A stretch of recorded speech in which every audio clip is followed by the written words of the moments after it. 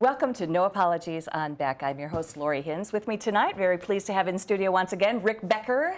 We're going to talk all things tonight election, because last night, of course, was the election. The primary. But the primaries are very important. I don't think people realize how important they are, especially compared to the general sometimes. Primaries are not secondary. Indeed. It's all true. Thank you, Captain Obvious.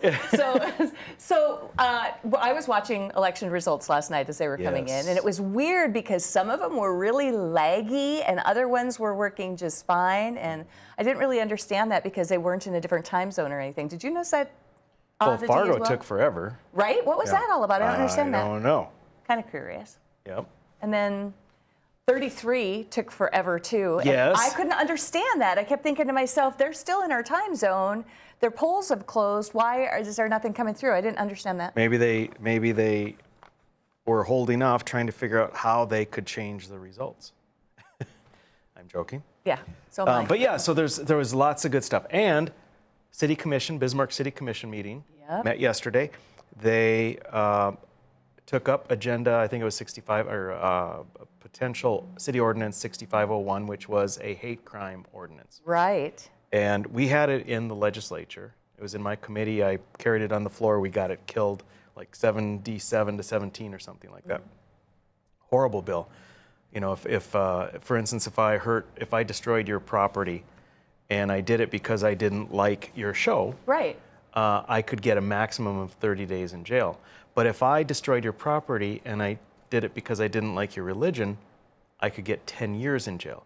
Now, what the hell is that? I destroyed your property either way. So, oh, that's so dumb. Anyway, it failed miserably in the state, and so the leftists took it to Fargo. Fargo passed it, of course, because they are always virtue signaling. And then Grand Forks passed it because Fargo did, and so then they took it to Bismarck. And their goal was get all these cities to pass it and then take it back to the state and say, look and see. But fortunately, in Bismarck, we have good city commissioners, and they voted the right way. It got killed 4-1. So, fantastic news. So that's that. That's great news. But yes, on the election, really, I mean, wow. There's so much to talk about. The overriding story of all of this probably is Burgum dumping all of his money in, not all of his money, dumping a lot of money into the races to get people elected that he wants in. Legislators that will be more open and malleable to pass what he wants passed. The Secretary of State to get people that he can rely on various boards that he sits on. He in 2020 was critical in getting the treasurer elected that he wanted. They sit on the board. Secretary of State, he's critical in getting him to win the primary. They're going to sit on the board. So basically, he's got all these people in his pocket, if you will, to put his agenda forth. So the question was then, is all of this money that he's putting in going to win the day? We also had Pat Finken with Brighter Future Alliance, who completely threw North Dakota politics on its head with just outrageous lies, unapologetically, lie after lie after lie, relying on an uninformed voter to see the headline, the bullet point of the lie, and say, oh, I'm not going to vote for that person. So was bad politics going to win the day? Was the big Burgum money going to win the day? What happened? And so that was what was so interesting in watching these races. And then, as it turns out, it was really a mixed bag. Burgum didn't fare that well. You would expect with all that money poured in, he would have won 90% of his races. And he won, according to my calculations, maybe 50%. He might be batting 500 at best. And wasn't it the same sort of way last time too, though? That seemed like he won a couple of, but then lost a couple. I mean, the Delzer one, Delzer ended up coming back, and well, right now that one though was a weird circumstance, and with the death of a person, and then a frivolous lawsuit by the governor that we taxpayers paid for. But this straight out, we're looking at best batting 500, which is great because, again, conventional wisdom would say if you have that much more money than the opposing candidate, you're going to win 9 times out of 10. Well, in this case, it was only maybe 5 times out of 10. There are a lot of people in the state who were actually aware of that fact, so they were probably voting likewise. Too, Yep. So There were one of the biggest districts is in right around Bismarck area, and then going north, District 8. And Burgum absolutely did not want Jeff Magrum to get in. And so he and Brighter Future put out huge mailers against Magrum, and then the two House candidates. Magrum is House, but was running for Senate, and then Pritchard and Olson.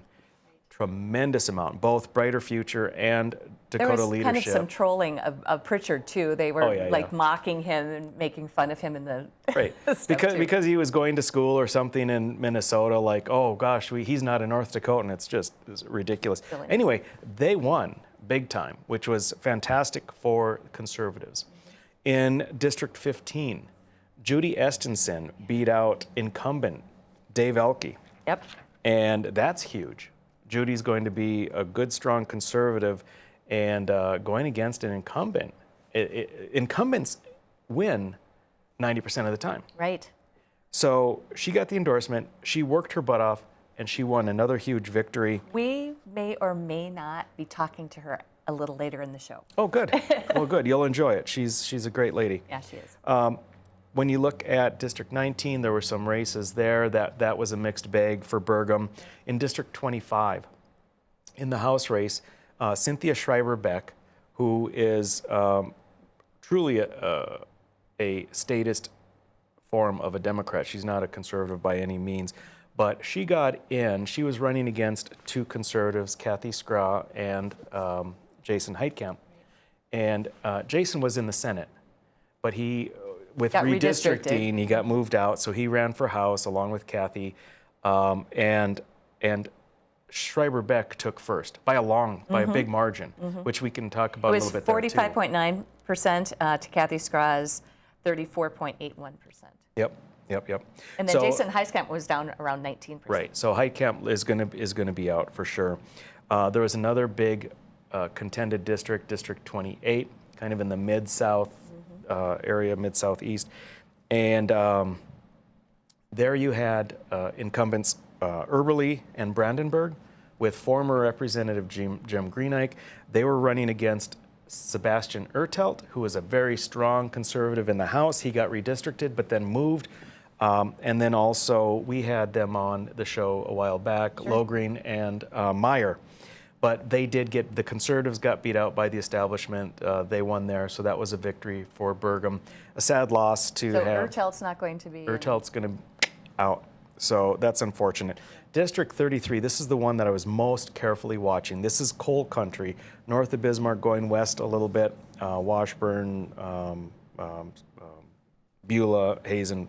And coal country. There we had Jessica Bell, who is the incumbent in the Senate, and she was supported by Burgum. She was supported outright by Hoeven, Armstrong.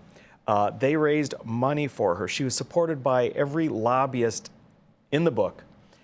Her opponent, Keith Boehm, was bashed on by Pat Finken and others. So, I mean, everything was behind supporting Jessica Bell, and she lost. And it was a glorious, glorious moment, because you have that establishment. If they can't get her across the finish line with everyone pulling their weight, and she loses to a newcomer, no-name newcomer, phenomenal. Welcome back to No Apologies. We continue tonight with our recap of the North Dakota primary from last night. With me, very happy to have him sitting in, Rick Becker. We were just looking at District 33 when we had to go to break. Yes. And we talked about Keith Boehm, that's an upset for all intents and purposes. Huge, right? It's phenomenal. And then we didn't really talk about the House races. Yeah, so Delzer, well, let's first say Twite. Twite's an incumbent, he got back in. Delzer did not, and I was a little surprised at that. I thought if the other, but I think there might be some other, like bad blood situation going on in that district or something, because you would think that if Twite won, Delzer would as well. However, it's redistricting, and there's different Dynamics. apportionments of people who Sure. who know each other or not. Well, it was Anna Novak with 24.97%, and Dwight had 23.57%, and then Jeff Delzer was at 21.71%, according to the Secretary So of Novak State. is a Burgum pick, and so she won. So that's a 50% split. Well, up for the House, but remember he lost the Senate too. Oh, so that's true. So, I'll take yeah. my 67 point Right. whatever percent. So, Yeah. but yeah, and he's been after Delzer. Burgum's been after Delzer for years, right? Yeah. And it's crazy. So he finally got his way. So now he can get someone else to be the chair of the appropriations, the powerful appropriations committee, and I guarantee you it is going to be someone who is going to be much more willing and interested in going along with Burgum's spending ideas. So, I guess there it was money well spent for Burgum. Although, it seems to me that after the election results last night, I think the dynamic of the Senate is really changing. Oh yeah, hell yeah! The Senate's going to be more conservative. The House is going to maybe maintain, maybe be less. It's hard to say, but the Senate's going to be more conservative, and we can hope that they get a good majority leader too.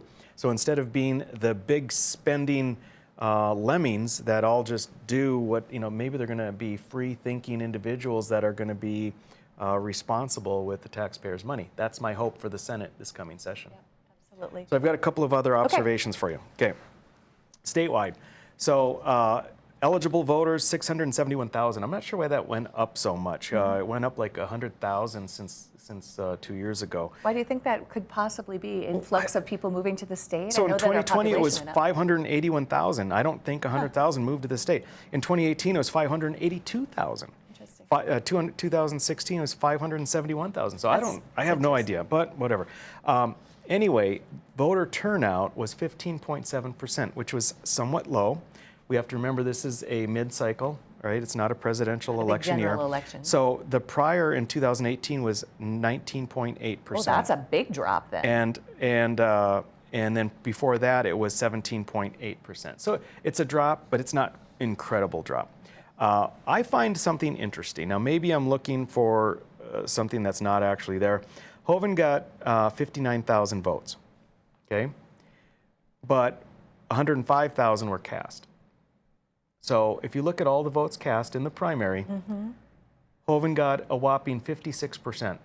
Wow. 56%. So Of the vote total overall, wow. His challenger, Riley Kuntz, got 22%, which Riley should have only gotten, I mean, again, conventional wisdom would say he should only get about 5%. Right. He's a no-name, he had no money. He was So that is a vote, the non-Hovind. a rebuke vote, is Oh, what it's you're absolutely saying. 100%. So 22% specifically voted against Hovind, in addition to the Democrats that voted for their Do you not think, person. though, that there is a wave around the country anti-incumbent right now? Because people are unhappy. Sure. They're looking for new voices and new blood. And They are indeed. The thing is, if you're going to rally and actually take them on, you have to have wide name recognition, right. a ton of money, like Burgum did back in 2016, Sure.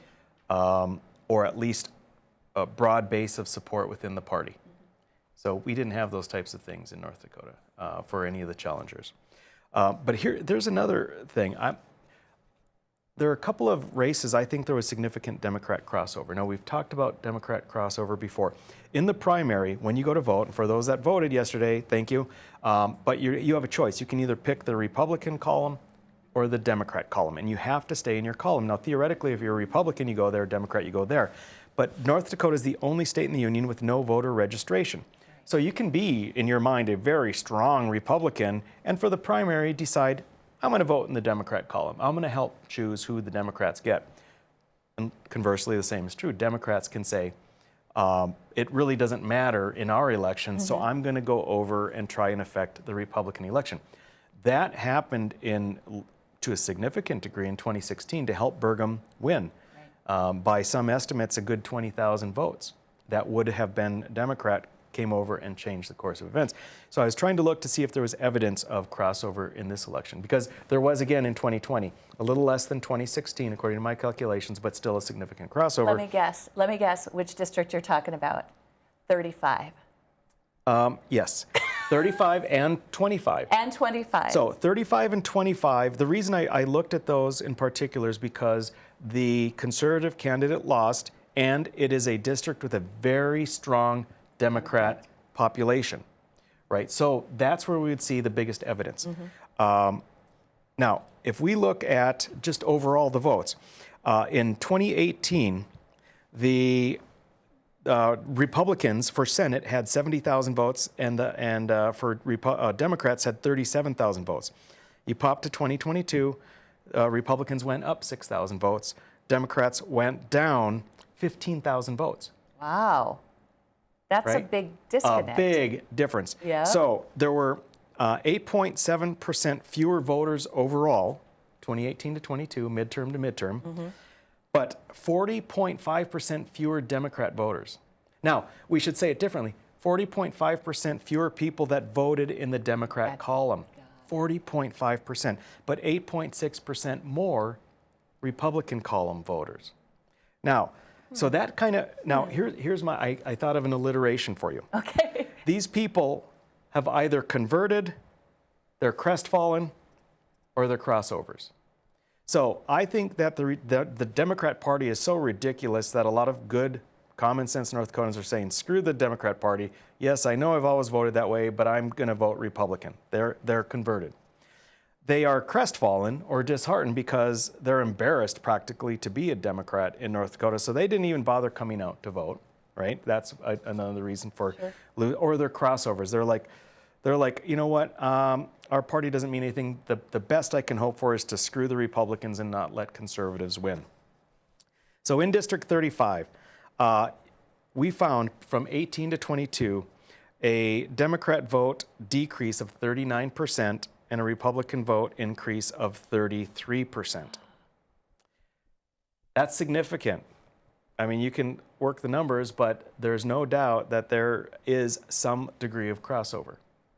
Right? That district has changed too. I used to live there for 20 years, and that district has changed immeasurably over the last decade or two. Right, and this is a district that re-elected Aaron Oban over Gary Emineth, a good conservative Republican. True. So the Democrats are strong there, but for some reason, they just didn't turn out with a nearly 40% drop. No. And then District 30. Fascinating. I know. In District 30, this is what I was doing this afternoon for you, Lori. I hope you appreciate it. Nerdy political fun. So, so in 2018 to 22 in District 25, Democrats had a 54% decrease, right? 54% decrease of Democrats. Republicans, they increased by 106%.